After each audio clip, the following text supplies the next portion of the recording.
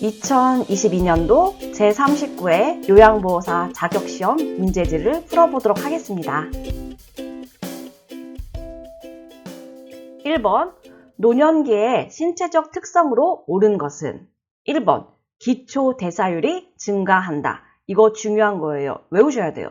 기초대사율은 감소합니다.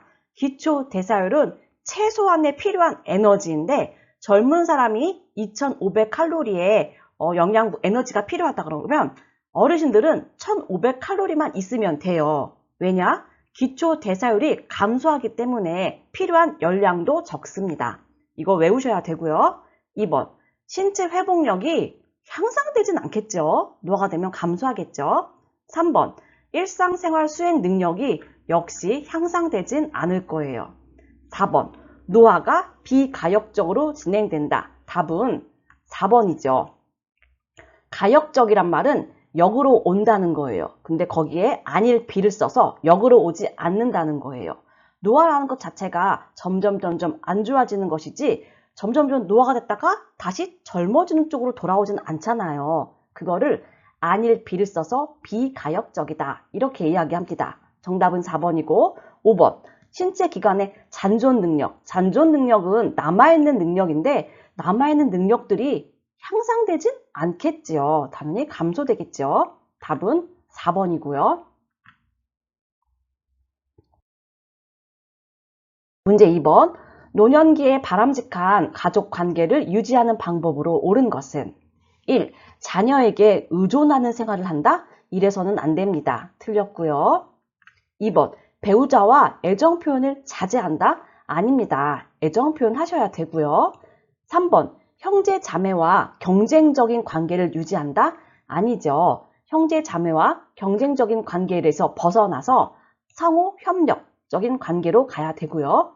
4번. 고부 관계는 경직된 상태를 유지한다. 아니죠. 고부 관계는 이제 갈등에서 해소되어서 더 좋은 방향으로 나갈 수 있도록 하셔야 되고요. 5번. 손자, 손녀가 긍정적인 자아를 형성하도록 돕는다. 답은 5번이죠. 노년기에는 손자, 손녀에게 아낌없는 사랑을 부어줌으로써 손자, 손녀가 긍정적인 자아를 형성하도록 도울 수가 있습니다. 요양보호사가 근로계약 종료로 실직한 경우 실업급여를 보장하는 사회보험은 실업급여 받아보신 분은 아시겠지만 실업급여 받으러 우리 어디로 가나요? 고용보험센터로 가죠. 왜요? 고용보험 적용을 받기 때문입니다. 4번. 장기요양 서비스 이용 절차 중 가로 안에 들어갈 내용은? 서비스 신청 접수 및 방문 상담, 서비스 제공 계획 수립, 그리고 서비스 제공, 모니터링 실시, 마지막 서비스 종료 혹은 지속. 가로 안에 들어갈 것은 계약이라는 게 나와야 돼요. 그러면 우리 한번 예를 들어 볼게요. 어르신이 등급을 받으셨어요. 그러면 공단에서는 장기요양 인정서와 개인별 장기요양 이용 계획서를 주게 됩니다. 그러면 우리 어르신은 이걸 가지고 요양원에 가셔도 되고 또한 방문 요양을 받기 위해서 재가센터를 가셔도 됩니다. 우리 재가센터를 간다고 이야기를 해볼게요. 재가센터에 갈 때 어르신은 센터를 찾아가셔야 돼요. 그래서 서비스 신청 접수하시고 상담을 받으셔야 됩니다. 얼른 가시고요. 자, 상담이 충분히 진행이 되었으면은 그 다음에 이제 어르신에 대해서 계획을 세우게 되겠죠. 그게 서비스 제공 계획 수립입니다.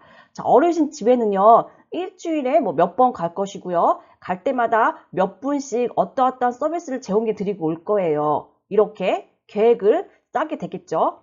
그 다음에 정답인 계약을 해야 됩니다. 딱 도장으로 쾅쾅 계약을 하시고요. 계약이 끝나면 바로 서비스가 진행이 됩니다. 그러면 우리가 계획한 서비스에 맞게서 요양보호사가 방문하여서 우리가 계획한 대로 서비스를 제공해 드리게 되고요. 그리고 나서 한 달이 다 끝났어요. 그러면 그 서비스에 대해서 평가를 하겠죠. 그게 모니터링 실시예요. 평가를 해서 어르신이 나 이 요양보호사가 마음에 안 들어. 그냥 여기서 그만두고 다른 데로 갈래. 이러면은 서비스가 종료가 되는 거고, 서비스가 마음에 들어. 그냥 계속 지속할래. 이러면은 지속이 되는 거죠. 이게 장기 요양 서비스 이용 절차에 대한 내용이에요. 생각을 해보면은 쉬운 건데 이렇게 가로에 넣으라 그러면은 헤매게 되겠죠. 눈으로 한번 보시고 또 생각해 보시고 그리고 다음 문제로 넘어가도록 하겠습니다. 5번. 가족 요양비가 포함된 장기 요양급여의 종류는? 장기 요양급여는 크게 세 가지로 나뉩니다.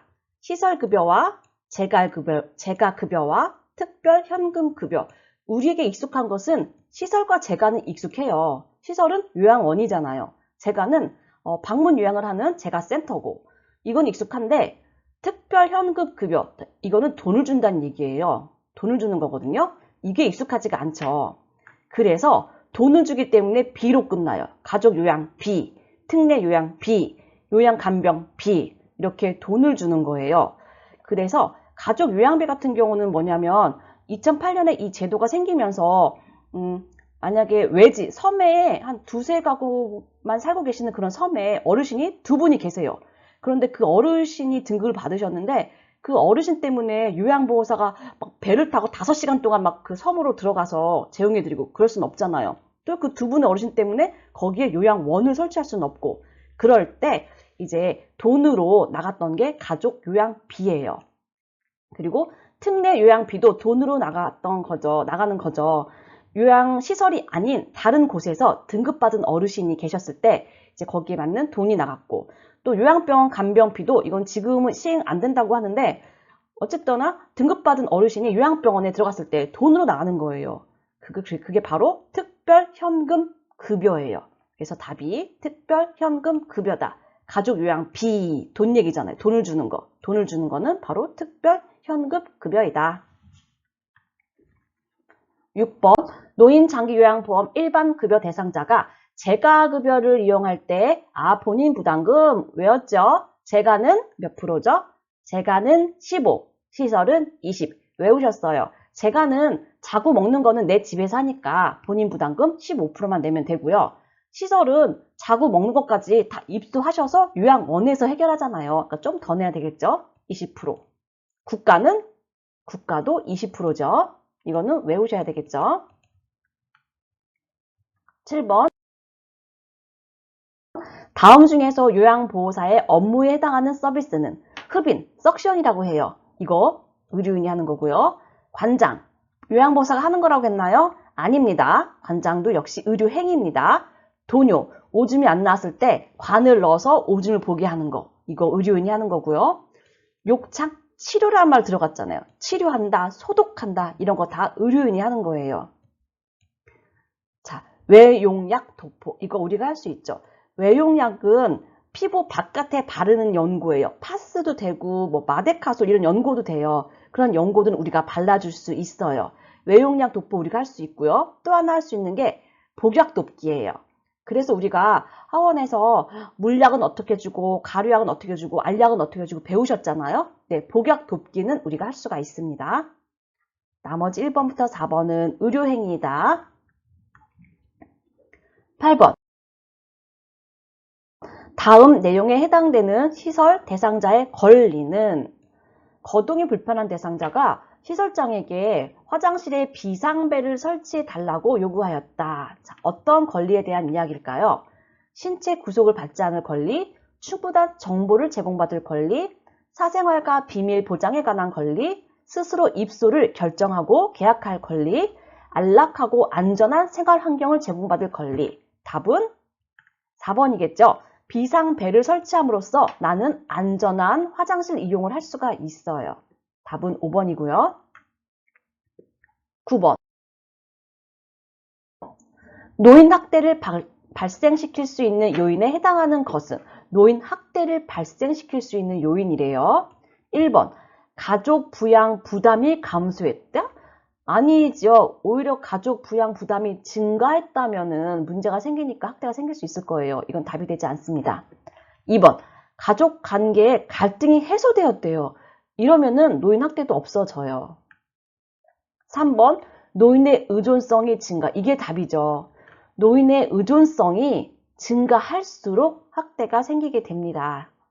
4번 노인 학대의 부양 의식이 강화되었는데 학대가 일어나진 않죠. 5번 노인의 사회적 관계망도 확산되었거든요. 그때도 노인 학대가 발생하진 않죠. 답은 3번입니다. 요양보호사가 보호받아야 하는 다음과 같은 권리는 우리의 권리가 어떤 게 있을까요? 연령, 성별, 학력, 출신 지역으로 차별받지 않을 권리 어떤 걸까요? 자유권, 생존권, 평등권, 청구권, 노동권 어떤 권리일까요? 차별받지 않는다니까 평등권이겠죠. 대상자가 음란한 농담을 하며 요양보호사를 강제로 껴안았을 때 성희롱에 대한 문제도 꼭 한 문제씩 나오죠.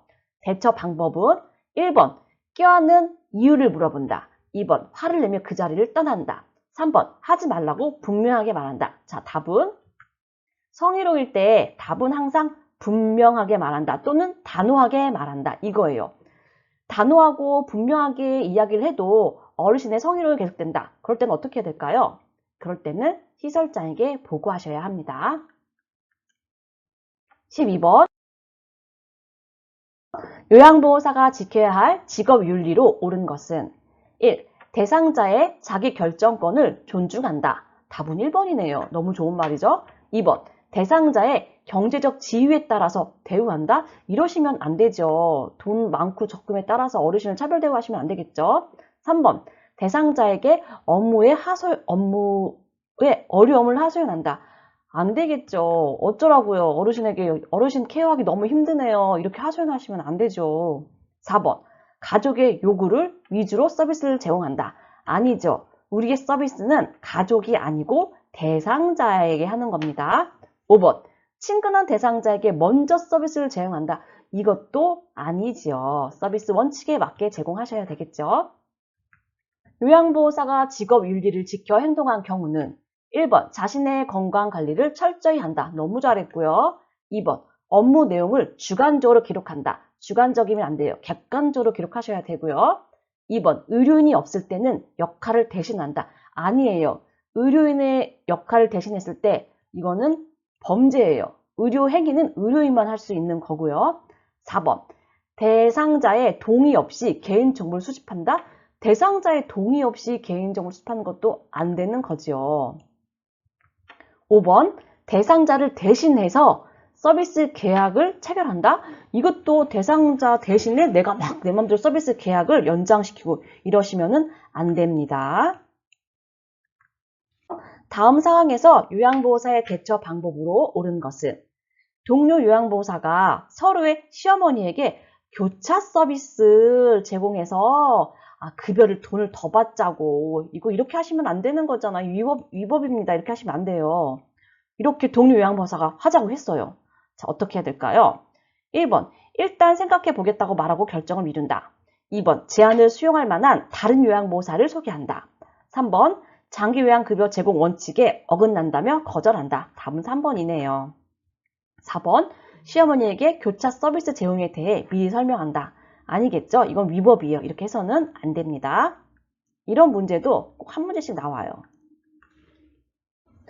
다음 상황에서 요양보호사가 적절하게 반응한 것은 보호자가 이렇게 이야기를 합니다.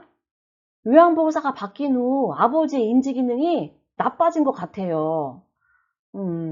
그렇게 좋은 말은 아닌 것 같은데 어쨌건 이런 말을 하셨어요. 자, 우리가 어떻게 대답해야 될까요? 1번 이전 요양보호사와 비교하니 기분이 나쁘네요. 속으로는 그럴 수 있을 것 같아요. 하지만 이렇게 말하시면 안 돼요. 2번 아버님의 상태를 살핀 후 시설장님께 전달할게요. 답은 2번이네요. 3번 아버님이 나빠진 게 제 탓이라는 말씀이신가요? 자, 지금 싸우자는 거네요. 자, 4번 제가 볼 때는 인지기능이 이전하고 똑같아요. 자, 싸움 날 것 같아요. 5번 원래 좋아졌다가 나빠졌다가 그러는 거예요. 이것도 아니죠. 자, 답은 2번이겠죠. 요양보호사의 근골격계 질환을 예방하기 위해 실시하는 전신 스트레칭에 관한 설명으로 옳은 것은 1. 동작을 빠르고 신속하게 한다. 아니에요. 스트레칭은 빠르고 신속하기가 문제가 아니에요. 천천히 안정되게 해야 되고요. 2번. 하나의 자세로 10분 동안, 우리가 스트레칭 할 때 그 자세 하고 그대로 10분 동안 있나요? 10분이 아니고 10에서 5초지요. 3번. 통증이 느껴질 때까지 스트레칭 하는 게 아니고 시원하다고 느껴질 때까지 하는 거고요. 4번. 스트레칭을 하면 관절 가동 범위가 넓어져요. 맞아요. 그래서 낙상도 예방할 수가 있어요. 5번. 호흡을 최대한 길게 참는다? 그것도 아니에요. 호흡은 편안하고 자연스럽게 하면서 스트레칭을 하시면 됩니다. 7번. 요양보호사가 감염되면 대상자에게 전염될 수 있어서 주의해야 하는 질병은, 자, 전염되는 거 찾아볼게요. 요로감염 전염 안 됩니다. 흡인성 배렴 전염 안 됩니다. 궤양성 대장염 아니고요. 알레르기성 비염 아니고요. 노로바이러스 장염, 이거 배우셨죠? 이거는 전염력이 너무너무 높아서 2차 집단 감염이 있어요. 그래서 노로바이러스가 걸렸어요. 요양보호사가. 그러면은 바로 중단을 하셔야지 그 후에 2차로 집단 감염이 되는 일을 막을 수가 있습니다. 18번. 설사를 하는 대상자를 돕는 방법으로 옳은 것은, 설사하신데요. 1번. 산책을 하게 한다? 설사를 할 때는 좀 심신을 안정시켜야 돼요. 이렇게 산책은 좀 안 맞는 것 같아요. 심신 안정시켜야 되는 거고. 2번. 유제품을 제공한다. 설사는 지금 막 장운동이 너무나 막 왕성하게 일어나는 거거든요. 거기다 유제품까지 먹었어요. 그럼 더 난리 나겠죠. 안 되고요. 수분 섭취를 제한한다. 아니죠. 수분 섭취는 권장하셔야 돼요. 설사는 우리 몸에서 많은 수분이 나가는 거예요. 그렇기 때문에 수분 섭취는 하셔야 돼요. 섬유소가 많은 음식을 제한한다. 맞아, 이게 답이죠. 섬유소가 많은 음식, 우리가 변비하면서 배웠잖아요. 보통 풀떼기들 좋은 거잖아요. 그런데 이 좋은 거를 설사할 때는 좀 제한하셔야 돼요. 왜냐하면 설사라는 것 자체가 장 운동을 막 지나치게 하는 상태이기 때문에 이때는 좀 섬유소 같은 거 자제하셔서 장을 좀 쉬게 하셔야 되겠죠. 5번. 설사가 멈춘 후에도 왜 지사제를 계속 먹게 할까요? 이것도 답이 안 되지요. 만성기관지염으로 기도가 좁아져 숨쉬기 힘든 대상자를 돕는 방법으로 옳은 것은, 자, 만성기관지염 배웠습니다. 1번. 심호흡과 기침을 하게 한다. 답은, 자, 1번이에요. 만성기관지염의 가장 큰 특징은 바로 가래라는 거예요. 이른 아침에 막 기침을 하면서 많은 가래들을 뱉어내시거든요. 가래가 많아요. 그렇기 때문에 이 가래 때문에 깊은 심호흡을 통하여 가래를 안에서도 끌어올리셔야 돼요. 그래서 밖으로 뱉어내셔야 돼요. 심호흡과 기침을 해서 가래를 뱉어내게 해야 한다. 이거 굉장히 중요한 거고 많이 나오는 거죠. 뜨거운 물을 자주 마신다. 뜨거운 거, 자극적인 거 안 되지요. 자극적인 걸 먹으면 기도가 영향을 받아요. 3번. 실내를 차고 건조하기. 이것도 기도가 자극을 받아요. 안 돼요. 4번. 방향제. 역시 기도를 자극시키고요. 5번. 감염을 막기 위해 마스크를 쓰게 한다. 만성기관지염은 전염되는 건 아니에요. 그렇기 때문에 답은 1번이고 1번은 되게 많이 나오는 문장이에요. 심호흡과 기침하게 한다. 만성기관지염. 이렇게 알아두시면 돼요. 고혈압 대상자의 혈압약 복용. 자, 고혈압에 대해 물어볼 때 혈압약 복용에 대해서 많이 물어보죠. 잘못된 편견들에 대해서 많이 물어보거든요. 1번. 두통이 있을 때 혈압약을 복용한다. 혈압약은 두통 있을 때 먹는 게 아니에요. 그냥 처방받은 대로 규칙적으로 먹는 거예요. 2번. 비타민 K와 복용하는 것도 아니에요. 우리 책은 비타민 K가 나오지도 않아요. 우리 시험은 100% 다 책이기 때문에 책에서 안 나오는 게 답일 리가 없어요. 비타민은 우리 책에서는 비타민 C, 비타민 D 2개 나와요. 비타민 C는 어디서 나오냐? 철분제 이야기하면서 나와요. 철분제 흡수를 돕는 비타민 C. 비타민 D는 골다공증 이야기하면서 골다공증일 때는 칼슘을 많이 섭취해야 되는데 칼슘의 섭취를 돕는 건 비타민 D. 이렇게 비타민 C와 D만 알아두시면 돼요. 3번. 혈압이 조절되지 않으면 이전 약으로 내가 막 마음대로 바꿔 먹는 거 절대 안 되고요.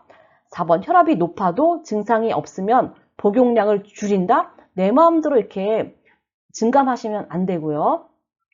5번 혈압이 조절된다고 투약을 중단하면 혈압이 다시 올라갈 수 있다. 그렇죠. 그래서 고혈압은 약을 지속적으로 처방받은 대로 드셔야 된다는 게 중요해요. 뭐 두통이 없어졌다고 혈압이 조절된다고 내 마음대로 끊어서는 또 뭐 두세 개로 올려서는 안 됩니다. 노화에 따른 근골격계 변화로 옳은 것은 1번 인대의 탄력성 감소. 정답은 1번이네요. 우리 외웠어요. 탄력성이란 말과 반사라는 말은 그 앞에 그 어떤 말이 붙어도 무조건 우리 책은 다 감소해요. 탄력성, 인대의 탄력성, 피부의 탄력성, 관략근의 탄력성 다 감소. 그리고 우리 책에 반사가 3가지가 나오거든요. 대변 반사, 기침 반사, 각막 반사. 반사는 무조건 감소해요. 그렇기 때문에 역시 탄력이 감소된다. 자, 정답이죠. 2번. 허리의 피하 지방은 어떻게 되죠? 증가. 그쵸. 그래서 노인 특유의 체형 있잖아요. 허리에 복부에 피하 지방만 증가하는 거. 우리 몸을 만져도 지금 그쪽으로 가고 있잖아요. 3번. 뼈의 질량은 감소. 가벼워지잖아요. 그래서 약해지잖아요. 추간판 두께 감소. 추간판은 뒤에 척추뼈와 뼈 사이에 있는 것들이 추간판인데 그게 두께가 얇아지니까 키가 주는 거지요. 그래서 추간판 두께 감소. 5번 근육의 긴장도 감소. 자, 긴장했다는 거는 제가 좋아하는 축구 선수 호날두 검색해 보셔가지고 근육 한번 쳐보세요. 그러면 호날두 근육이 전신이 나오거든요. 근육이 다 바짝바짝 서 있어요. 그거를 긴장했다고 표현해요. 그래서 젊은 사람들은 그 긴장도가 증가돼 있죠. 하지만 어르신들은 긴장을 너무 안 하셨잖아요. 우리도 그렇고요. 그래서 긴장도 감소라고 표현을 해야 되겠죠. 22번 전립선 비대증의 증상에 관한 설명으로 옳은 것은 단백뇨가 있다. 전립선 비대증이란 소변을 못 보는 거예요. 소변이 안 나오는 게 문제거든요. 단백뇨가 있는 게 아니에요. 단백뇨는 없어요. 소변에 단백뇨가 있다. 이거는 병원 가셔가지고 진찰 받으셔야 돼요. 콩팥이 망가졌거나 그런 거거든요.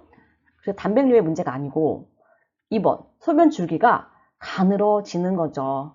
그리고 배뇨 후에 잔뇨감이 있습니다. 그리고 배뇨의 횟수가 어떻게 되죠? 그쵸. 증가하는 거예요. 하루 종일 화장실을 갔다 오시는 거예요. 잔뇨가 있으니까 하루 종일 화장실을 갔다 오시는 거예요. 5번. 요일을 느끼지 못하는 게 아니고 요일을 너무 자주 느껴서 하루 종일 소변만 생각하시고 하루 종일 화장실 왔다 갔다 가시면서 어르신의 삶의 질이 떨어지는 이런 문제가 생기는 게 바로 전립선 비대증의 증상입니다. 소변이 안 나오는 게 문제지요. 노화에 따른 피부계 변화에 관한 설명으로 옳은 것. 피부계, 표피가 얇아진다. 손발톱이 두꺼워진다. 그렇죠. 견고하고 두꺼워진다. 이게 정답이죠. 3번 머리카락이 가늘어진다. 각질층의 수분 함유량이 감소한다. 무조건 건조해지세요. 그러니까 피부나 뭐 점막이나 다 건조해지니까 수분 함유량은 감소 이렇게 표현해야 되고요. 5번 모근의 멜라닌 생성이 감소한다. 멜라닌은 우리 피부가 검게 만드는 거잖아요. 그래서 우리가 햇빛을 너무 많이 받았을 때 멜라닌 생성되면서 검게 김버섯이 올라오잖아요.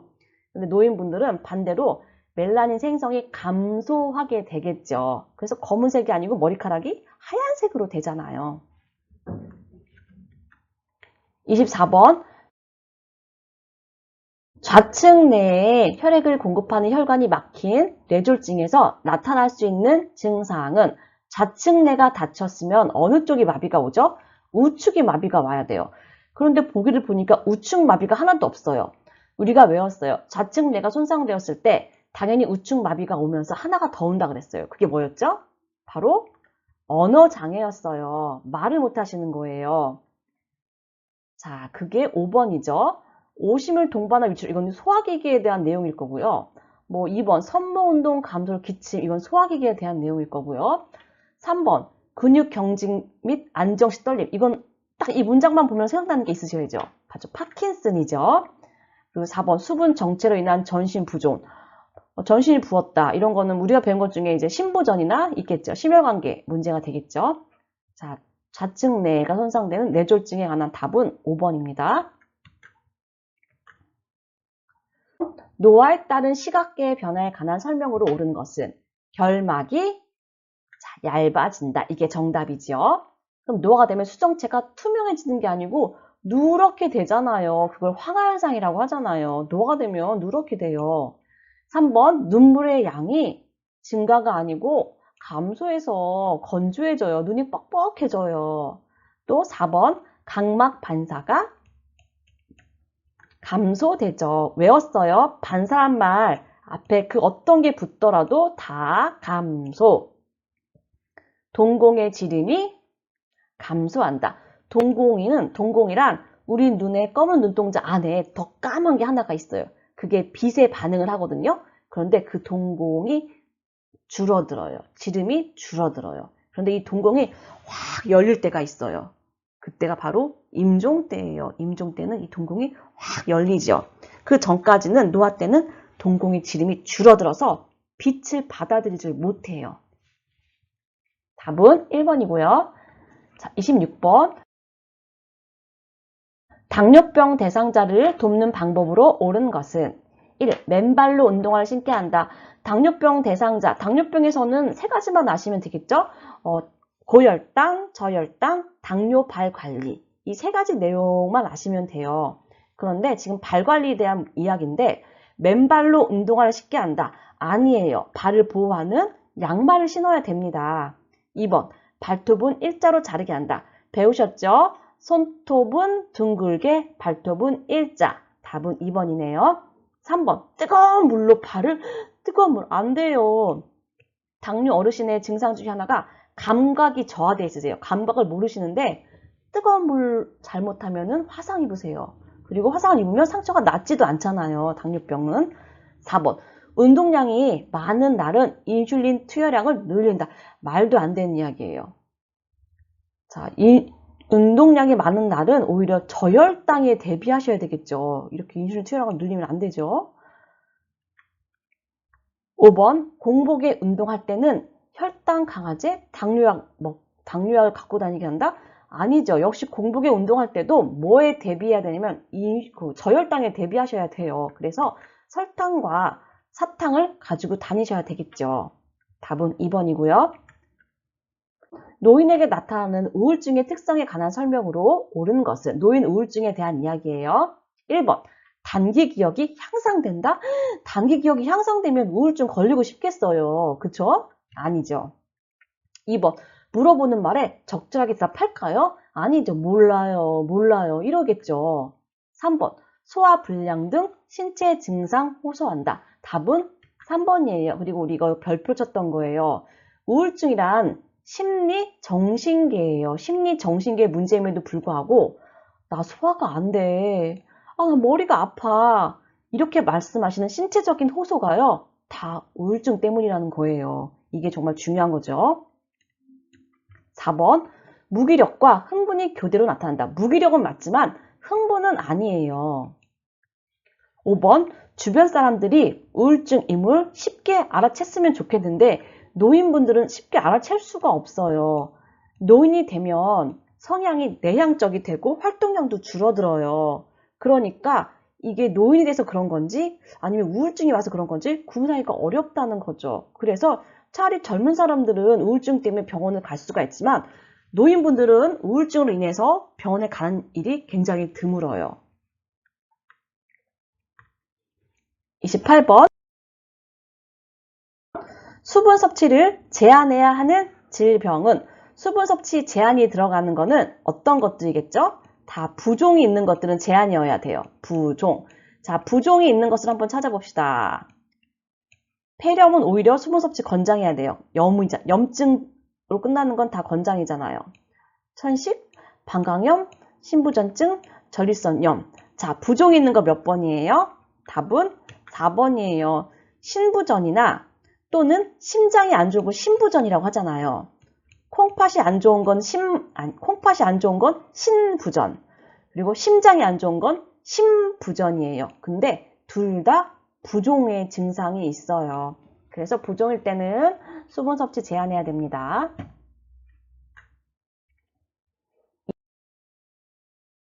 29번. 노화로 인한 수면 양상의 변화에 관한 설명으로 옳은 것은? 자, 노화로가 되면은 수면 양상이 바뀌거든요. 어떻게 될까요? 1번. 아침잠이 많아지는 것은 젊은 사람입니다. 노화와 거리가 멀습니다. 잠들면 깨기가 힘들어진다. 젊은 사람 이야기입니다. 3번. 수면 시간이 늘어납니다. 젊은 사람 이야기입니다. 4번. 낮 시간 동안 자주 존다. 이거 우리 이야기입니다. 그쵸. 밤에 효과적인 잠을 못 자니까 낮 시간 동안에 자주 졸게 됩니다. 5번. 잠드는데 시간이 짧아진다. 뭐 머리만 대자마자 자는 거 다 젊은 사람 이야기입니다. 답은 4번이고요. 30번. 대상자의 성생활에 영향을 주는 요인에 관한 설명으로 옳은 것은? 자, 대상자의 성생활에 대한 이야기입니다. 1번. 전립선 절제수술은 발기부전을 유발한다. 이거 우리 책에서 별표 치면서 했던 거예요. 상관없습니다. 틀렸어요. 항고혈압제 복용은 성적 욕구를 높여준다. 아니에요. 고혈압 약이 막 성적 욕구를 막 높여주고 막 이러지 않아요. 3번. 유방절제술은 성기능의 변화를 초래한다. 아니에요. 여성 어르신들 유방절제술 하신 분들 있잖아요. 성기능의 변화 없어요. 성적인 활동할 수가 있어요. 틀렸고요. 4번. 과도한 알코올 섭취는 발기지연을 유발한다. 답은 4번이에요. 우리 책은 술과 담배는요, 조금 더 허용하지 않아요. 옛날에는 적정 음료 한두 잔은 괜찮다 이랬었는데 우리 책은 그렇지가 않아요. 술 한두 잔도 좋지 않다고 이야기하고요. 담배 역시 모든 질환의 원인에 들어가요. 술, 담배는 꼭 끊으라고 이야기를 하죠. 그래서 4번 역시 과도한 알코올 섭취는 발기지연을 유발하기 때문에 술 끊어라 이렇게 나오고요. 5번. 뇌졸중 재발을 예방하기 위해 성생활을 금하는 거 아니에요. 우리 책은 역시 성생활 절대 금하지 않아요. 노인의 성생활은요, 계속 이루어져야 되고요. 성적인 욕구는 인간의 기본적인 욕구이다. 이렇게 설명하고 있어요. 여름철 폭염에 노출되어 현기증을 호소하는 대상자를 돕는 방법으로 옳은 것은? 자, 폭염이래요. 폭염이라서 현기증, 어지럽다고 하시네요. 어떻게 해야 될까요? 1번, 온수를 목욕한다. 맞을 것 같지만 틀렸어요. 2번, 지방이 많은 음식을 제공한다. 왜 지방이 많은 걸 왜 먹을까요? 답은 3번이에요. 시원한 물을, 지금 폭염이 너무 더운 거예요. 폭염은 그냥 더운 게 아니고요. 지나치게 더운 거거든요. 폭염일 때는요, 시원한 물을요, 천천히 마시게 하는 거예요. 시원한 곳에 가서. 이게 정답이죠. 따뜻한 물수건. 아니에요. 폭염 때 이러면 안 되시고요. 5번, 실외에서 가벼운 운동을 한다. 더우니까 실외보다는 실내로 들어오셔야 되겠죠. 요양보호사가 관찰한 내용을 올바르게 기록한 것은? 1번, 등의 욕창이 심함. 관찰 내용은 객관적으로 쓰셔야 되거든요. 등의 욕창의 심함. 심함이 어느 정도인지 어떻게 알아요? 그렇죠? 이렇게 쓸 때는 욕창 가로 몇 센치, 세로 몇 센치로 보이며 그렇게 자세하게 쓰셔야 되겠죠. 2번, 며칠 전부터 미열. 며칠 전이 15일인지 하루 이틀 전인지 어떻게 알아요? 3번, 최근에 신체 기능이 더 나빠짐. 최근이 일주일인지 2, 3일인지 어떻게 알아요? 또 더 나빠졌다는 것도 너무 주관적이고요. 4번, 오후 1시부터 딱 3시까지 정확하죠. 낮잠을 잠. 답은 4번이죠. 5번, 오후 5시 이후 물을 많이. 자, 많이가 한 컵인지 3컵인지 5컵인지 어떻게 알아요? 그래서 요양보호사의 기록은요, 이렇게 객관적으로 정확하게 기록하셔야 합니다. 방문요양 서비스를 제공할 때 관리 책임자에게 신속하게 보고해야 하는 상황은? 자, 보고해야 될 때 답은요, 베란다에서 배변 중인 대상자를 처음 발견하였을 때예요. 우리가 보고할 때는 언제냐면은 대상자의 상태가 변화되었을 때예요. 1번, 근처에 사는 딸이 방문했다? 2번, 세탁실에 빨랫감이 쌓여있다고 보고하는 거 아니겠죠? 3번, 쓰레기를 분리배출하지 않았다고 보고하는 것도 아니고 4번, 새로 도착한 우편물을 발견하였다. 이거 당연한 것들인데 이런 것들로 보고해야 되는 게 아니고 베란다에서 배변 중인 대상자를 처음 세상에나 베란다에서 대변을 보셨대요. 그전에 없었거든요. 분명히 어르신에게 변화가 생긴 거예요. 그래서 뭐 병원에 가셔서 진료를 받아보고 해야 되는 게 필요하거든요. 이럴 때 대상자의 상태 변화가 있다? 보고하셔야 되겠죠. 34번, 임종 대상자를 도울 때 마지막까지 남아있는 감각을 고려하여 자, 마지막까지 남아있는 감각이 뭘까요? 자, 청각입니다. 청각을 고려하여 돕는 방법으로 옳은 것은 손을 잡아준다, 조명을 밝게 한다, 가족사진을 보여준다, 좋아하는 음악을 들려준다, 즐겨 쓰던 아로마 향을 맡게 한다. 자, 청각과 관련 있는 것은 4번이죠. 그래서 가장 마지막까지 남아있는 감각이 청각이기 때문에 보호자들에게 우리가 이야기를 해줄 수가 있어요. 어르신에게 가장 마지막까지 가는 감각이 청각이라고 합니다. 지금 이 시간도 어르신은 듣고 있을 수가 있어요. 보호자분들은 하시고 싶은 말씀 있으면은 지금이 기회예요. 말씀하세요. 정도 이야기해 줄 수 있겠죠. 임종이 임박한 시설 대상자의 편안한 임종을 돕는 방법으로 옳은 것은 1.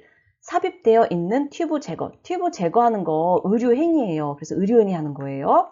2번. 침상 머리를 낮춰 반듯이 눕힌다. 오히려 호흡이 임종이 임박했을 때는 호흡이 곤란하시거든요. 그럴 때는 침상 머리를 높여주셔야 됩니다. 3번. 대상자를 조용히 혼자 있게 한다. 보통 답 중에 혼자라게 들어가 있는 건 다 틀려요.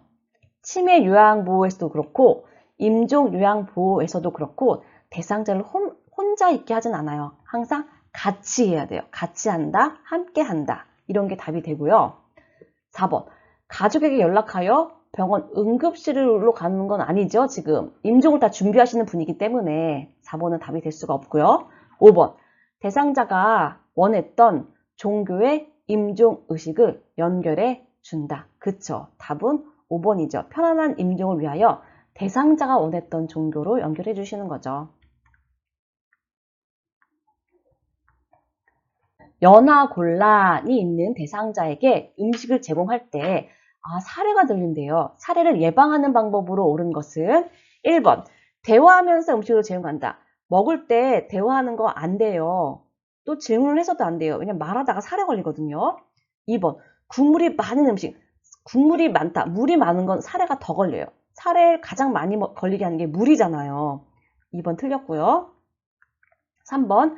식사 전에 입안을 물로 추이게 한다. 답은 3번이죠. 식사 전에 국, 물, 차 등으로 먼저 입을 축이게 하는 거예요. 그 다음에 삼키게 하면은 그 다음에 잘 삼킬 수가 있어요. 답은 3번이고요. 4번. 다양한 향신료를 왜 넣을까요? 지금 사례 걸리시는데 5번. 상체를 높이고 여기까지는 맞아요. 그쵸? 근데 턱을 든 자세가 아니고 삼키기 쉬운 자세는 턱을 당기는 자세여야 돼요. 그래서 5번도 틀렸어요. 답은 3번입니다. 의자에 앉아서 식탁에서 식사하는 대상자를 돕는 방법으로 옳은 것은 식탁에서 식사하는 대상자 1번. 팔 받침이 없는 의자에 앉게 한다. 틀렸죠?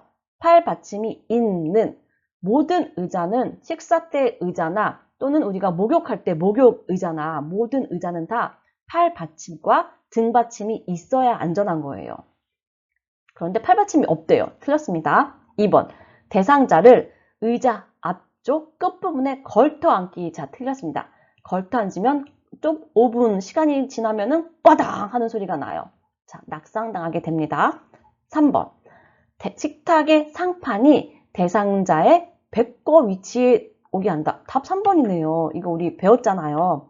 식탁의 윗부분이 대상자의 배꼽에 오는 거. 4번. 대상자의 발가락 끝이 바닥에 닿게 의자 높이를 조절한다. 의자 높이는 대상자의 발가락 끝이 아니고 바닥에 완전히 안전하게 닿아야 돼요. 그래야지 안전한 거예요. 틀렸고요. 5번. 의자를 식탁과 30에서 40도 각도가 되도록 비스듬히, 왜 그런지 모르겠네요. 의자를 대상자의 팔꿈치가 식탁 위에 올릴 수 있도록 의자를 깊숙이 넣어주셔야 합니다. 대상자의 약물 복용을 돕는 방법으로 옳은 것은 1. 알약은 약병 안에 손가락을 넣어 꺼낸다. 자, 틀렸죠? 알약은 뚜껑에다 먼저 따르잖아요. 그리고 손으로 넘겨주는 거잖아요. 손가락이 절대 약병 안으로 들어가서는 절대 안 됩니다. 2번. 캡슐약은 캡슐을 제거한 후 아니잖아요. 캡슐약은 캡슐에 든 이유가 있어요. 내 멋대로 캡슐을 제거한다. 뭐 이러면 안 되는 거죠. 3번. 가루약은 약을 입에 먼저 넣고 물을 마시게 한다. 가루약은 어떻게 주는 거죠? 뭐가 나와야 되죠? 그렇죠. 숟가락이 나와야 됩니다. 숟가락에다가 물로 녹여서 주는 거죠. 4번. 약병 가장자리에 묻은 물약은, 그쵸? 물약 주둥이에 약이 묻을 수가 있어요. 근데 손가락으로 닦아내는 게 아니고 생리식염수에 적신 멸균 솜으로 좀 깨끗이 닦아내야지 그거를 막 손가락으로 막 닦는 건 아니겠죠? 5번. 물약은 계량컵을 눈높이로 들고, 그쵸? 이거 맞는 말이죠. 계량컵의 높이는 눈높이다. 그리고 처방된 약만큼 정확히 따른다. 5cc면 5cc 따르고 10cc면은 10cc 따르고 답은 5번입니다. 다음 그림에서 대상자에게 안연고를 투여하는 위치와 방향이 옳은 것은, 자, 일단 답은 4번이에요. 눈은요, 무조건 방향이 안에서 바깥쪽이어야 돼요. 밖에서 안으로 가는 건 다 틀렸어요. 안약을 넣는 것도 안에서 바깥쪽, 그리고 세수시킬 때 방향도 역시 안에서 바깥쪽이에요. 그래서 안에서 바깥쪽으로 2cm를 길게 쭉 짜 넣으셔야 돼요. 그게 바로 4번 라 그림이에요. 라. 안에서 바깥쪽으로 화살표가 돼 있죠? 안에서 바깥쪽으로 쭉 2cm 정도 쭉 짜 넣으시는 거예요. 이 결막난 이 부위에. 그리고 눈을 감게 하고 나서 이제 안구를 좀 돌려보세요. 움직여보세요. 하시면서 이제 약이 안연고가 내 눈에서 퍼지게끔 해주셔야 되겠죠. 그러한 과정에서 눈 밖으로 찔끔찔끔 안연고가 밀려 나올 수가 있어요. 그럴 때는 그냥 멸균 솜으로 꺼즈로 닦아주시면 됩니다.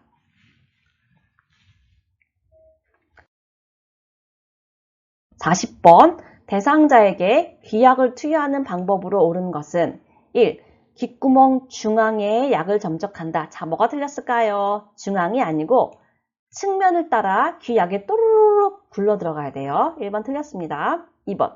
냉장 보관한 약을 꺼내어 바로 소양한다. 아니죠. 너무 차가운 게 귀에 들어가면 뇌를 자극해서 어지럽고 구토하고 그렇게 만들어요. 그렇기 때문에 약을 온수에 잠깐 담가서 따뜻하게 해야 되고요. 2번 틀렸고요. 3번. 투여 후에 면봉으로 약이 묻은 귀지를 제거한다.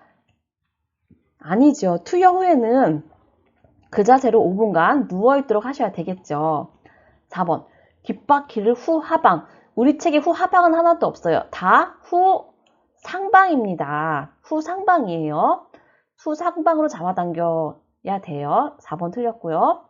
투여 직후 점적한 귀를 위로 하여서, 그렇죠. 그 상태로 약을 넣었을 거 아니에요. 그렇게 5분간 누워있게 한다. 답은 5번이에요.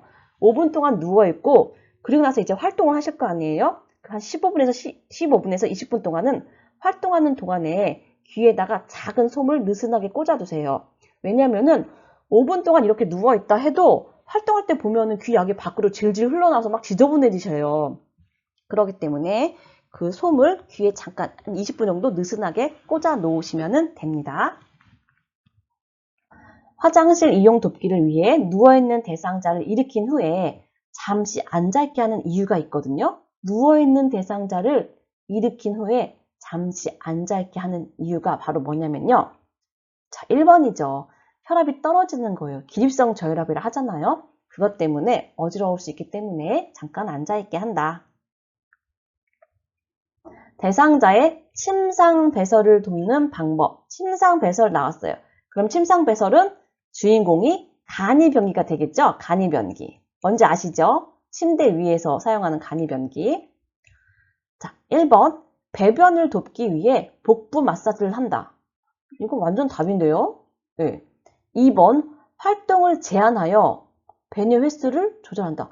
활동을 왜 제한할까요? 침상 배설하시는 분은 어떤 분일까요? 그쵸, 컨디션이 안 좋은 분이시겠죠. 혼자서 못 움직이시는 분들이 많을 거예요. 그래서 그런 분들은 활동량이 적기 때문에 다 변비를 가지고 계세요. 그래서 우리가 복부 마사지를 해드려야 되고 활동을 제한을 하면 안 돼요. 오히려 이렇게 좀 마사지도 해드리고 활동을 하게 함으로써 배변을 잘 보도록 하셔야 되겠죠. 2번도 틀렸고요. 3번. 배설 후에 물수건으로 닦은 즉시 옷을 입힌다. 자, 즉시 틀렸어요. 배설 후에 물수건으로 닦는 건 맞아요. 그리고 이 물기 있는 상태에서 옷을 입는 게 아니고 마른 수건으로 물기 닦아주셔야 되겠죠. 4번. 혈류를 본 경우 대상자에게 확인시킨 후 버린다가 아니고 혈류를 보았다면 이건 정상이 아니잖아요. 이거는 보고해야 될 일이에요. 그러니까 이거는 보고해야 될 일이고요. 5번. 침상 발치를 올려 배변하기 쉬운 자세가 되게 한다. 아니죠. 배변하기 쉬운 자세로 만드는 건 침상 발치를 올리는 게 아니고 침상 머리를 올리는 거죠. 그래서 반자위를 만들어주면 배변하기 쉬운 자세가 됩니다. 답은 1번이고요. 간이변기를 이용하여 배설하는 대상자를 돕는 방법으로 옳은 것은? 자, 간이변기 나왔어요. 침상 배설이겠죠. 1번. 간이변기 사용 직후에 기저귀를 채워준다? 왜 그래요? 그쵸? 네. 2번. 간이변기 옆에 미끄럼 방지. 미끄럼 방지 매트는 간이변기 옆에 까는 게 아니고 이동변기가 흔들흔들 거리니까 이동변기 밑에 까는 거였고요. 3번. 둔부 밑에 방수포를 깐 후 그리고 간이변기 데워준다. 맞아요. 우리 침상 배설 실습도 했었잖아요. 둔부 엉덩이 밑에 엉덩이 들어주세요 하고 방수포 깔고 그리고 나서 간이변기 됐잖아요. 4번. 바지를 내린 후 허리 아래쪽에 무릎 덮개를 덮어준다. 이것도 많이 풀어봤던 거예요. 순서가 바뀌었어요. 바지 내리고 덮는 게 아니고 먼저 무릎 덮개를 덮고 나서 그리고 그 안에서 바지를 내려주셔야지요. 5번. 간이변기를 침대 난간과 90도. 이건 무슨 말인지 모르겠네요. 그냥 간이변기는 침상에서 하는 건데 왜 침대 난간이 나오고 90도가 나오고 뭐 여러 가지 짬뽕 시켜서 이렇게 말도 안 되는 걸 만들어 놓은 것 같아요. 자의 기저귀 사용을 돕는 방법으로 옳은 것은 1. 윗옷을 가슴까지 올리고 바지를 벗긴다. 기저귀 사용하시는 분 할 때 기저귀 사용 돕기에서는요.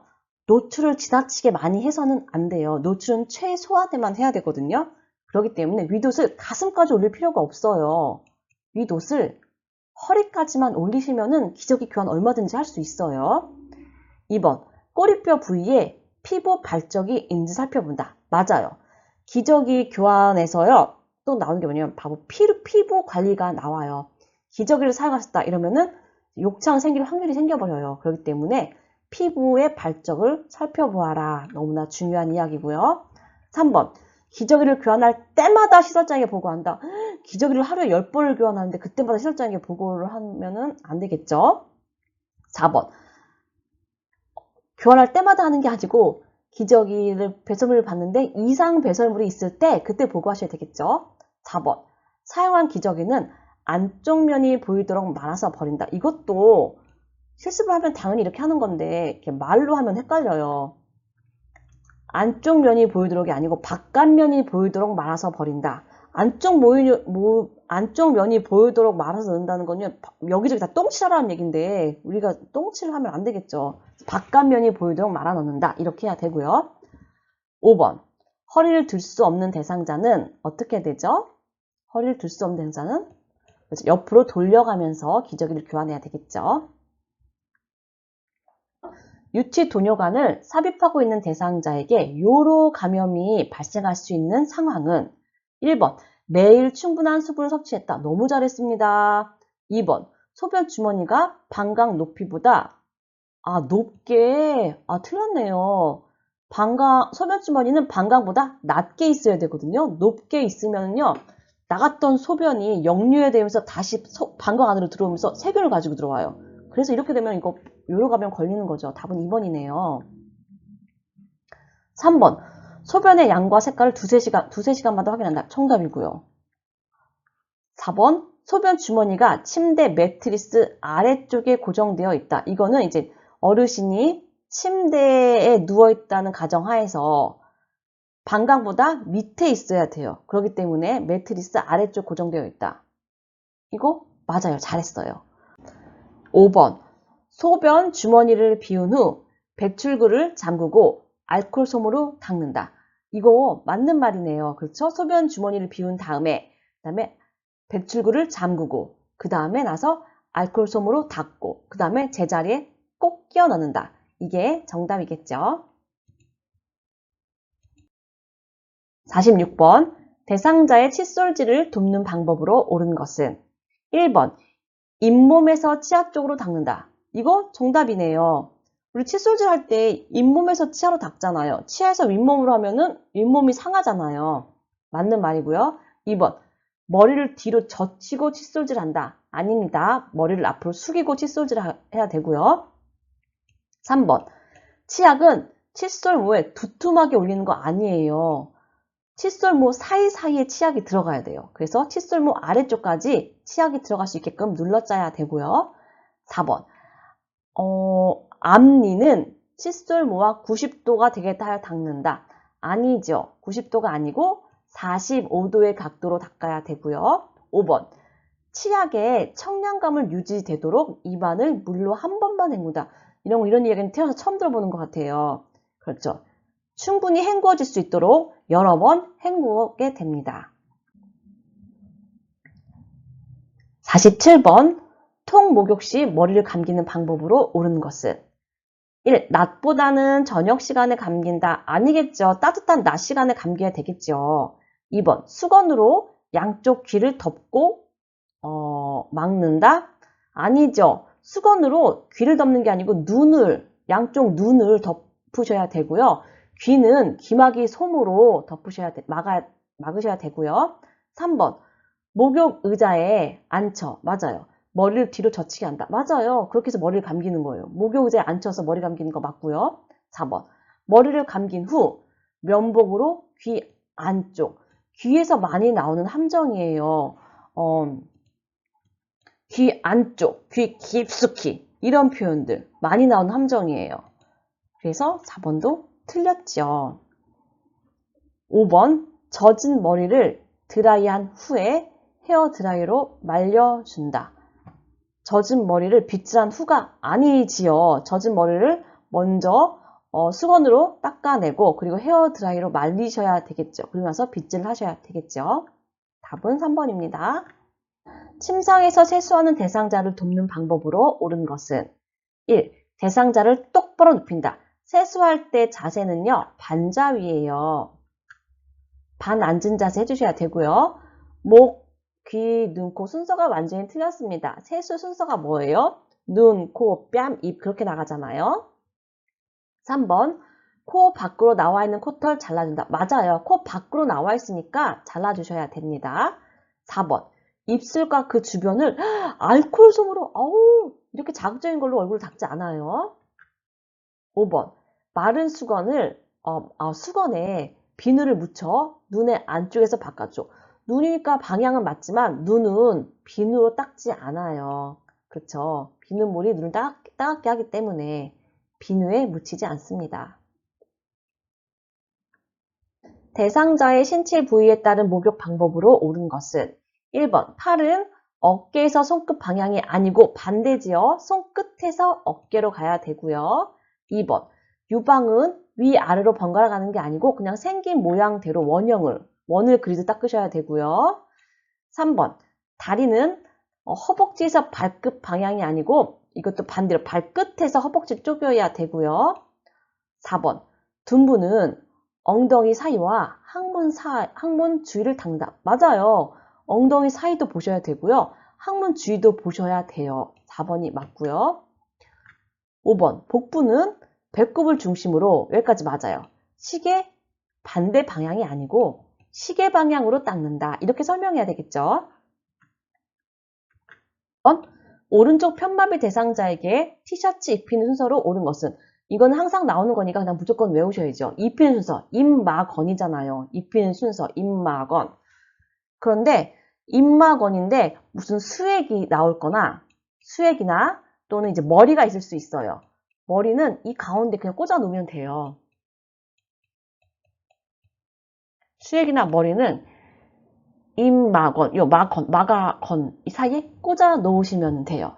그래서 자, 마비된 쪽이니까 오른쪽 편법이잖아요. 그러니까 오른쪽 팔 먼저 들어가야 되고 그 다음에 왼쪽 팔이 나와야 되는데 중간에 머리를 꽂아 놓으시면 돼요. 답은 1번이 됩니다. 다음 그림과 같이 휠체어를 자동차의 트렁크로 옮기는 방법으로 옳은 것은 자, 신속하고 빠르게 들어 올린다? 아닙니다. 다치시지요? 안정적으로 하셔야 되겠죠? 2번, 팔을 뻗어서 앞으로 뻗어 들어 올린다? 아니에요. 이거 신체 정렬에 대한 문제라는 걸 읽어보면서 감이 오실 것 같아요. 가까이 있어야 되고요. 3번, 다리를 모아, 다리를 벌려, 지지면을 넓혀 들어 올린다. 이거 신체 정렬에 대한 이야기죠. 4번, 허리는 펴고, 맞아요. 무릎을 굽혔다 폈다 하면서 하시면서 들어 올리는 거. 이게 정답이죠. 허리를 굽혔다 펴는 게 아니고 무릎을 굽혔다 펴면서 무거운 물건을 들어 올리는 거. 답은 4번입니다. 5번. 발을 움직이지 않고 허리를 회전하여 들어 올린다. 거꾸로 돼 있죠. 허리를 회전하면 요통이 생기기 때문에 회전을 해야 할 경우에는 허리를 돌리는 게 아니고 발의 방향을 바꾸면 됩니다. 그래서 맞는 거는 4번이고요. 52번. 그림과 같이 앉아있는 오른쪽 편마비 어르신이래요. 대상자를 앞에서 일으켜 세우기, 요양보호사의 지지 방법. 일으켜 세우기는요, 앞에서 보조하는 것과 옆에서 보조하는 게 있는데, 이거는 지금 앞에서 보조하는 그림이에요. 그렇기 때문에 책에서 이 그림이에요. 이게 바로 일으켜 세우기 앞에서 보조하는 거거든요. 그럼 이 그림으로 볼 때 이 그림의 대상자는 어느 쪽 마비인지 아세요? 이분은 왼쪽 마비예요. 왜냐하면은 왼쪽으로 요양보호사의 몸이 다가 있어요. 자, 왼쪽 마비이기 때문에 요양보호사의 두 발이 지금 왼쪽 다리를 지지하고 있죠. 요양보호사 무릎 보세요. 확인하시고. 그리고 요양보호사의 머리가 어디로 들어갔어요? 왼쪽으로 들어갔잖아요. 그러니까 전체적으로 요양보호사의 몸이 다 왼쪽에 치우쳐 있어요. 마비된 쪽에 치우쳐 있거든요. 자, 그림을 볼게요. 오른쪽 편마비이기 때문에 요양보호사가 다 오른쪽에 치우쳐 있어야 돼요. 그래서 답은요, 2번이 돼요. 요양보호사의 두 발이 대상자의 오른쪽 무릎을 지금 사이에 껴놓고 지지하고 있고요. 또 요양보호사의 그 어깨가 대상자의 오른쪽 가슴, 오른쪽이 마비니까 오른쪽 가슴을 지금 지지해 놓고 있어요. 그리고 잡는 부위 보세요. 대상자의 허리를 잡고 있겠죠. 그래서 이렇게 고르시면 되겠죠. 이것도 우리가 이렇게 짝꿍과 돌아가면서 한번 실습을 하면서 외우면 더 잘 외워지게 돼요. 다음 그림과 같은 휠체어의 잠금 장치가 고정이 안 될 때 점검해야 되는 것은 외우셨어요. 휠체어 잠금 장치가 고정이 안 된다. 자, 뭐 확인해라? 타이어 공기압 확인하는 거죠. 그래서 잠금 장치와 타이어와는 밀접한 관련이 있다. 잠금 장치가 안 된다. 잘 굴러가지도 않고 잠금 장치도 안 돼요. 이러면은 타이어에 바람 빠진 거예요. 다시 말해서 공기압이 되게 낮은 거예요. 바람 빠졌다고 표현하죠, 이거를. 그래서 잠금 장치가 안 된다. 그럼 꼭 타이어를 확인해라. 54번. 다음 그림과 같이 휠체어에 탄 대상자를 엘리베이터에 태우는 방법. 외우셨어요. 엘리베이터는 뒤로 들어가서 앞으로 나온다. 그대로 뒤로 들어가서 그냥 하나도 움직이지 않고 그리고 다 내릴 때는 그대로 밀고 앞으로 나오시면 돼요. 그 그림이 바로 2번이에요. 요 자세로 타서 요 자세로 그대로 나오시면 돼요. 1번 그림 틀렸죠? 이렇게 들어가면 안 되시고요. 3번 그림, 어머 이렇게 들어가면 안 되겠죠? 4번 그림도 틀렸고 5번 그림은 왜 눕혀서 이렇게 들어갈까요? 틀렸죠? 2번이 정답입니다. 뒤로 들어가서 앞으로 나온다. 55번. 편마비 대상자를 바닥에서 휠체어로 옮기는 순서를 옳은 것은, 자, 이 그림이에요. 우리 책에서 바닥에서 휠체어로 옮기는 거예요. 이것도 우리가 요령만 있었어요. 자, 가나다를 달궜을 때 읽었다 치고요. 보통 대부분 1순위가 잠금 장치 고정하는 거예요. 그래서 가볼게요. 대상자 가까이에 휠체어 놓고서 잠금 장치, 이게 보통 다 1번이에요. 그리고 바닥에서 휠체어에 올라타는 게 중요하기 때문에 그 다음에 바로 해야 될 거, 이건 꼭 외우시라고 했어요. 그 다음에 바로 해야 될 게 건강한 손으로 휠체어 잡는 거예요. 잠금 장치 끝나고 바로 해야 될 것은 휠체어 올라타는 게 중요하기 때문에 건강한 손으로 휠체어 잡는 거, 이게 바로 나와야 돼요. 이게 2번이 돼요. 그리고 나서 이제 짜 맞추시면 돼요. 그리고 나서 양쪽 무릎을 꿇고 엉덩이를 들어 올리고, 이거 3번이 하면 되겠다. 그리고 마지막에 건강한 쪽 무릎을 세워야 되겠죠. 그쵸? 한쪽 무릎을 세워서 천천히 일어나도록 지지하여 마지막에 휠체어에 앉히는 거. 이게 4번이 되겠네요. 자, 그래서 답은 2번이 되겠네요.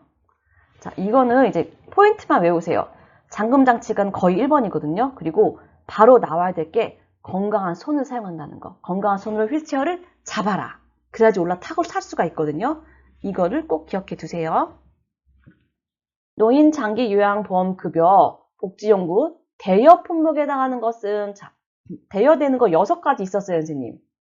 그거는 외우라고 했죠? 대여 품목 6가지는 전동침대, 수동침대, 대체적으로 큰 거예요. 전동침대, 수동침대, 수동 휠체어, 이동욕조, 목욕 리프트, 배 감지기. 이거는 대여되는 거. 이건 외우셔야 돼요.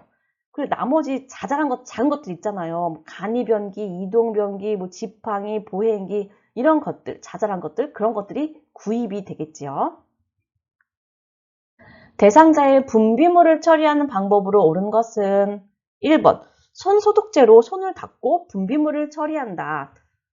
손을 닦는 거는 물과 비누가 있어야 돼요. 물과 비누로 닦는 게 가장 깨끗한 거죠. 2번, 가래가 묻은 오리털 이불은, 오리털 이불은 햇볕에 말리는 거 아니잖아요. 그렇죠? 그늘에 말리게 돼요. 3번, 배설물이 묻은 의류는 구분하지 않고 세탁. 아니에요. 어떻게 했죠? 따로 세탁, 따로 한다, 뭐 따로 뭐뭐 한다, 따로 뭐 한다, 이렇게 따로따로 해야 돼요. 틀렸고요. 4번, 분비물에 오염된 일회용 장갑은 씻어서 말려 재사용한다? 아닙니다. 일회용 장갑 재사용하면 안 됩니다. 5번, 혈액이 묻은 물품은 찬물로 씻어낸 후 더운 물로 헹군다. 답은 5번이죠. 피는 찬물에서 지어지거든요. 그렇기 때문에 대상자의 물품에 혈액이 묻었을 때는요, 찬물로 닦고 더운 물로 헹구며 비료시 소독한다. 이렇게 가야 됩니다. 58번, 대상자의 낙상을 예방하는 방법으로 옳은 것은 1번, 통이 넓은 바지를 입으면요, 걷다가요, 다리가 부딪히면서 옷이 걸려서 넘어질 수가 있습니다. 2번, 복도 바닥을 왁스로 닦는다? 낙상당하십니다. 3번, 하지 근력 강화 운동을 평소에 시키는 거예요. 맞아요. 하지 근력, 다리 운동, 하지는 다리를 이야기하잖아요. 다리 근력 운동을 하시면은 낙상을 예방할 수가 있는 거죠. 3번 정답이고요. 4번, 취침 시 침대 난간을 내려놓는 게 아니고 올려놓으셔야지요. 그래서 낙상사고 안 나지요. 5번, 침상을 대상자의 허리 높이로 조절한다. 침상은, 다시 말해 침대의 높이는요, 낮을수록 안전한 거예요. 대상자의 허리 높이를 조절하지 마시고 낮게 하시면 좋은 거죠.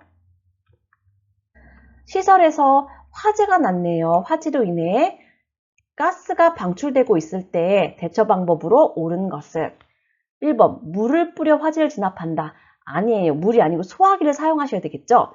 화재의 종류에 따라서 물을 뿌려서 더 불이 번지는 화재가 있을 수가 있어요. 전기 같은 건 그래요. 그렇기 때문에 물을 뿌려서 화재 진압 틀렸고요. 2번, 엘리베이터 사용합니까? 화재가 일어났을 때 엘리베이터가 중단이 돼버리거든요. 그래서 중간에 갇힐 수가 있어요. 안 됩니다. 3번, 손수건을 이용하여 코와 입을 막는다. 맞네요. 화재 때 가스가 나오니까 손수건을 이용하여. 정답이 3번이죠. 뭐 젖은 손수건이라면 더 좋겠죠. 4번. 화재가 발생한 방의 문은 열어놓는 게 아니고 그 방은 닫아 놓으셔야 돼요. 화재 발생한 방은 닫아 놓으시고요. 5번. 두 손으로 벽을 짚으며 안 보이니까 연기 때문에 벽을 짚으며 나오는 건 맞지만 두 손을 사용하시면 방향을 잃어버릴 수가 있어요. 그래서 한 손으로 벽을 짚으며 나와야 됩니다. 답은 3번입니다. 제가 대상자의 식재료를 관리할 때 식중독이 발생할 우려가 있는 게 어떤 걸까요? 1번, 두부를 냉장 보관한다. 이거는 우리가 그냥 상식으로 풀어봐도 될 것 같아요. 맞는 말이에요. 2번, 조개류, 어패류 냉동 보관한다. 맞아요. 3번, 냉동된 육류를 전자레인지로 해동시킨다. 그래서 전자레인지에 해동 기능이 있잖아요. 맞아요. 냉동된 육류를 실온에서 해동한다. 이거는 문제가 있어요. 실온에서 해동시키면 안 되거든요. 네, 전자레인지로 해동한다. 이거 맞아요. 4번, 개봉 후에 남은 생선 통조림은 거기다가 그대로 랩을 씌워서 냉장 보관하시면 안 되지요. 옮기셔야 되겠죠. 61번. 다음 그림의 세탁 표시에 따른 세탁 방법을 옳게 설명한 것은. 자, 이 그림 뭘까요? 짜라는 얘기가 있어야 돼요. 그쵸? 짠다는 표시잖아요. 짠다는 거. 그리고 어떻게 해라. 짜게 하는데 약하게 짜라. 이제 그 말인 것 같아요. 약한 햇빛 내용이 아니고요. 2번 다림질 내용이 아니에요. 3번 드라이 클리닝 얘기 아니에요. 4번 산소 표백제 얘기 아니에요.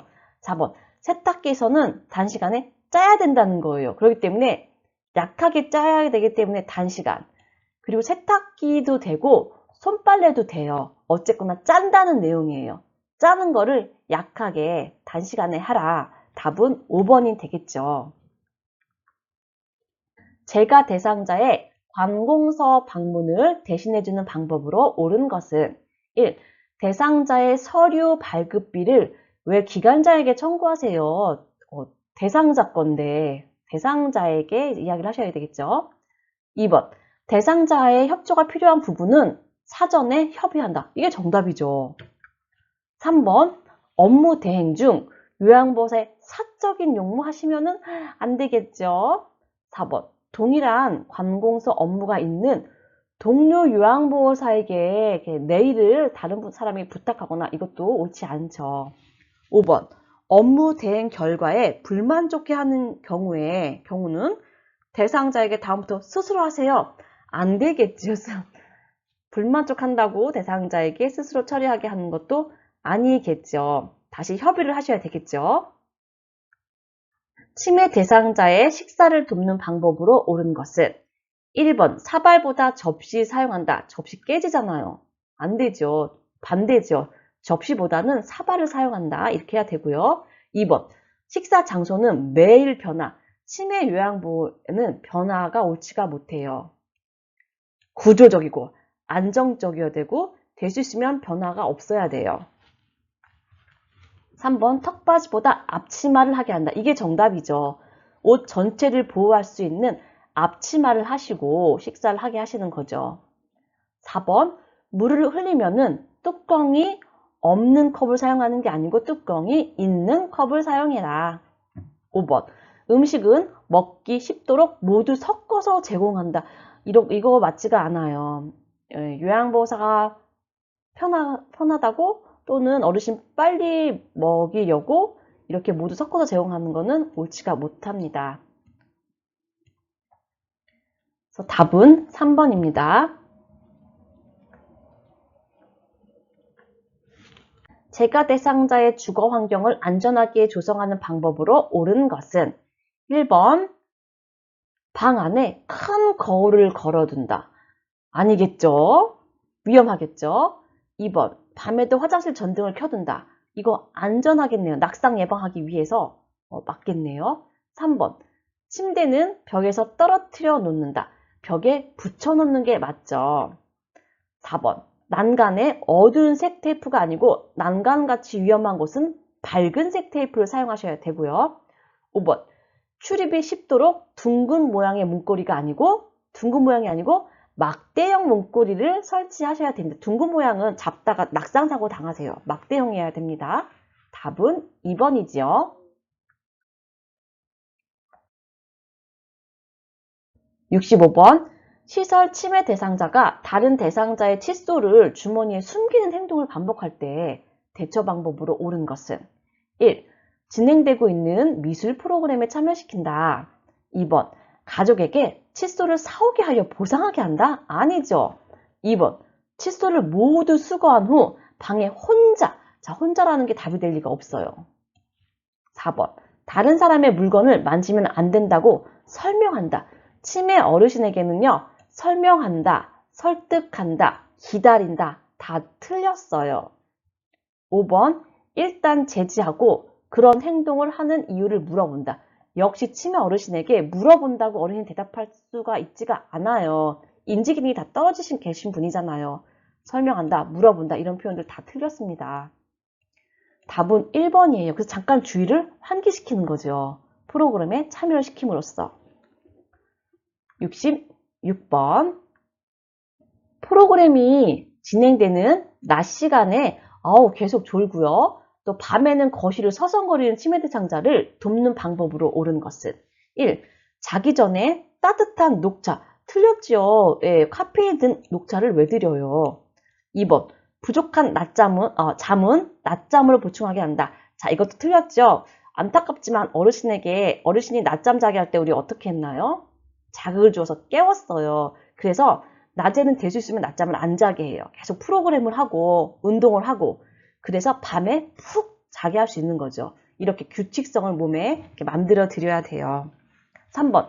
낮 시간에 간단한 야외 활동을 하게 한다. 이게 정답인 거죠. 이렇게 활동을 하게 해야 되는 거죠. 4번. 저녁 식사 후 고강도 근력 운동. 이 말 자체가 어르신과 어울리는 표현이 아니고요. 5번. 잠이 들기 전까지 좋아하는 드라마를 보게 한다. 아니에요. 잠들기 직전에 막 TV를 보거나 또는 어떤 집중하는 일을 하거나 이러면은 잠을 못 자요. 그렇기 때문에 잠들기 전에 이렇게 드라마를 보게 하거나 TV 보게 하거나 또는 어떤 집중하는 일을 하게 하거나 이렇게 하면 안 됩니다. 답은 3번이고요. 67번. 다음 상황에서 요양보호사가 적절하게 반응한 것은 대상자가 누가 날 재우려고 내 밥에 수면제를 넣었어. 저리 치워. 자, 어떻게 해야 될까요? 왜요? 식사만 하시면 잠이 와요? 2번. 그래요? 누가 넣었는지 보셨어요? 3번. 제가 먼저 먹어볼 테니 같이 드세요. 4번. 계속 그러시면 앞으로 밥 안 드릴 거예요. 5번. 그럴 리가 없어요. 걱정하지 마시고 드세요. 자, 답은요. 자, 3번이죠. 치매에 대해서 문제를 낼 때 답이 함께, 같이라는 표현이 들어갈 때 답인 경우가 되게 많아요.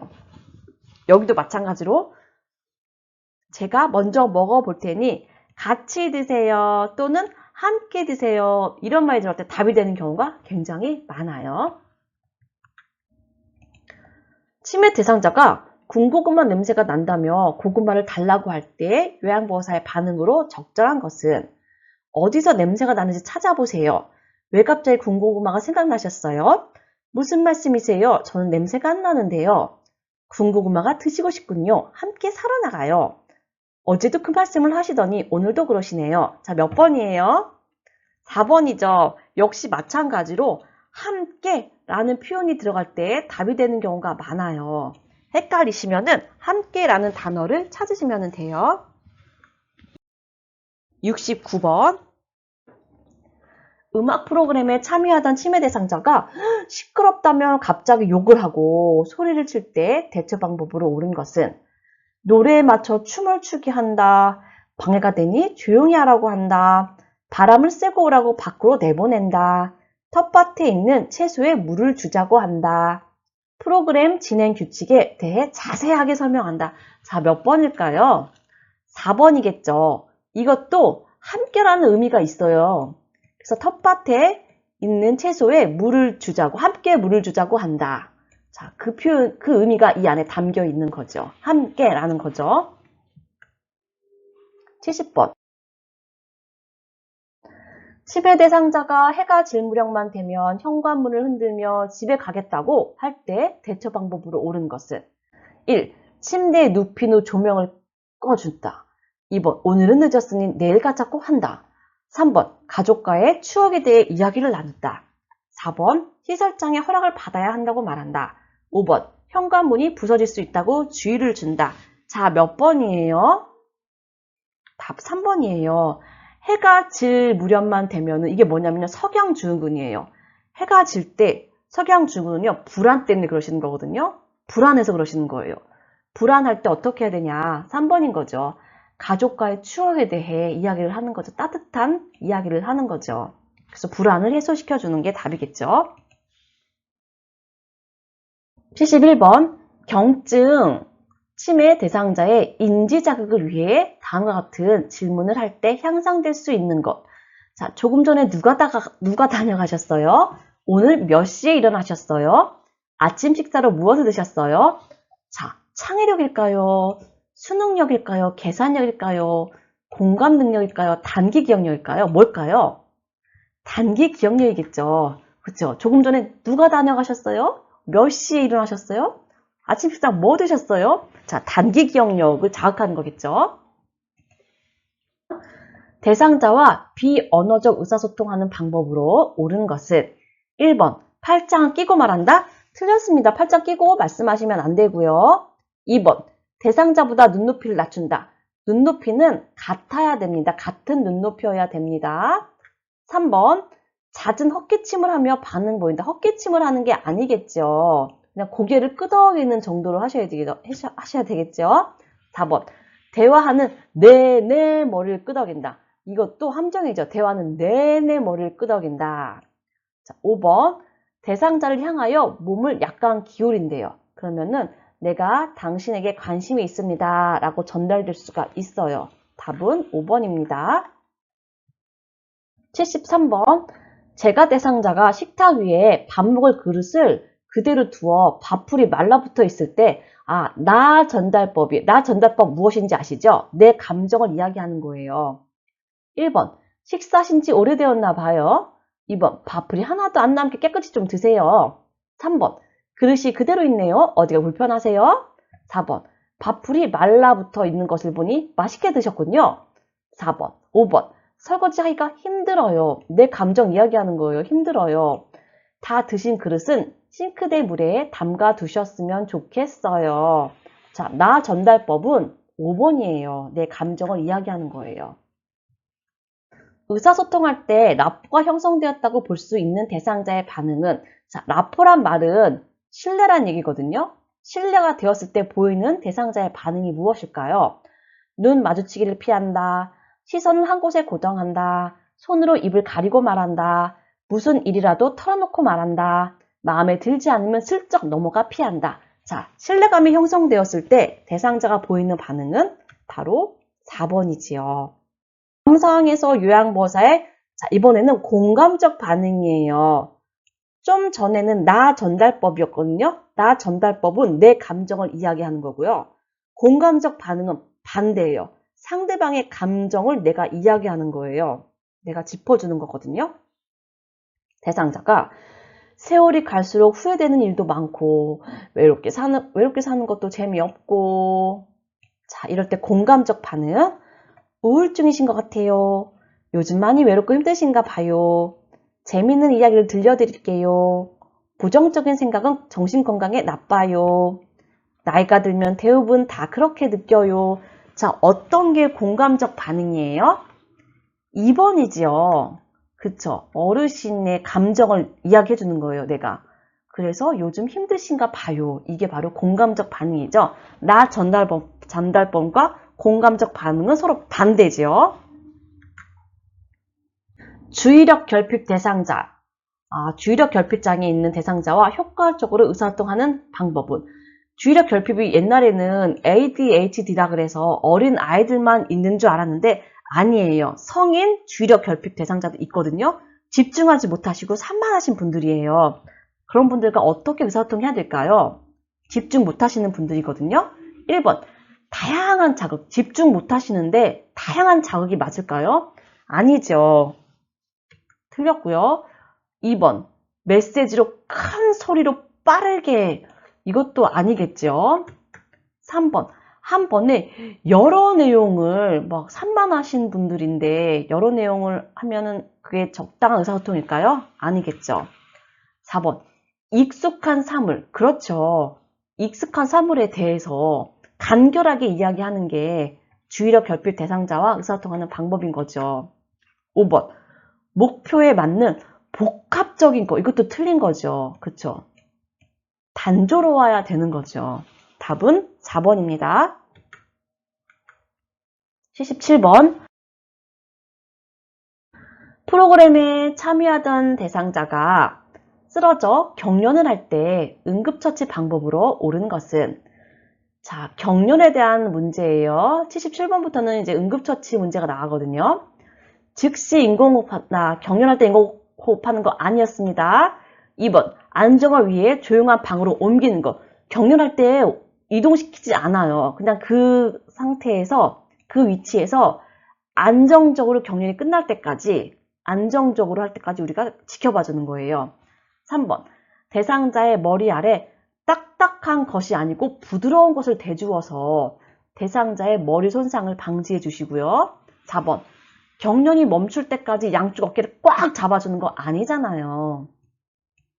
5번, 입에 거품이 있는 경우 고개를 옆으로 돌려주고 이 상태로 안전하게 경련할 수 있게끔, 경련하는 동안에 이 거품으로 질식하지 않게끔 만들어주는 거죠. 답은 5번입니다. 대상자가 뜨거운 물을 팔에 쏟아서, 자, 화상에 대한 문제입니다. 응급처치 방법은 1번, 물집이 생기면 터뜨린다? 틀렸습니다. 어떠한 물집도 우린 터뜨리면 안 됩니다. 2번, 화상 부위에 치약을 발라준다? 절대 안 됩니다. 3번, 얼음 조각을 화상 부위에 대주면은 화상 부위가 상처를 받아요. 조각의 그 모서리로 인해서 상처를 받고요. 4번, 화상 입은 쪽 팔에 착용한 장신구는 빨리 빼준다. 그렇죠. 화상 입으면 이제 부종이 생기거든요. 부종이 생기면 그곳에 혈액순환이 안 돼요. 그리고 피부라도 붙어버리거든요. 그렇기 때문에 그러기 전에 모든 장신구들은 빨리 제거해 주시고요. 5번, 수돗물을 화상 부위에 세게 틀어. 그러면 그 화상 부위가 수돗물의 압력에 의해서 더 상처 입게 됩니다. 답은 4번이고요. 대상자가 한꺼번에 많은 약을 먹은 후 의식을 잃고 쓰러져 있을 때 대처 방법으로 옳은 것은? 의식을 잃고 쓰러졌대요. 1번, 하임리히법은요, 서서 의식 있는 분한테 하는 거예요. 그래서 서 있을 때 하는 거잖아요. 뒤로 가셔서 하는 거. 1번 틀렸고요. 2번, 즉시 우유를 데워 먹인다? 의식이 없는 분에게 아무것도 주어서는 안 돼요. 지식사고 납니다. 3번, 토사물은 의료진에게 보이기 위해 병원에 가져간다. 맞아요. 토사물을 보고 의료진의 의료 처치가 바뀌어요. 그렇기 때문에 토사물 가져가셔서 보여주셔야 됩니다. 4번, 입 안에 손가락을 넣어 삼킨 약을 구토하게 한다. 지금 의식이 없는 분인데 이분에게 손가락을 막 집어넣어서 구토를 일으키면은 구토하는 것들이 다 기도로 넘어가요. 질식 사고 납니다. 절대 안 되고요. 5번, 주변에 있는 먹고 남은 약과 용기를 치우는 게 아니고 병원에 갈 때 같이 가져가셔야 되겠죠. 답은 3번. 마지막 문제. 80번. 자동 심장 충격기를 사용할 때 가슴 압박을 반드시 중단해야 하는 경우. 가슴 압박은 너무나 중요하기 때문에 될 수 있으면 중단이 되어서는 안 돼요. 하지만 딱 2가지 상황일 때 중단이 돼요. 그게 바로 언제냐면요. 심장 리듬 분석할 때랑 쇼크 버튼 누를 때, 이 2때만 가슴 압박이 중단이 돼요. 심장 리듬 분석할 때, 자, 물러나세요. 리듬 분석할 때 건들면 안 돼요. 이분이 심장이 안 뛰고 있는데 옆에서 내가 건드렸어요. 그래서 내 심장 리듬을 읽어버리면 어떡해요. 그렇기 때문에 심장 리듬 분석할 때와 마지막 쇼크 버튼 누를 때 모두 물러나세요 하고 나서 쇼크 버튼 누르잖아요. 그때 이 딱 2 상황 빼고서는 가슴 압박이 중단되어서는 안 되지요. 자, 긴 시간 수고하셨습니다.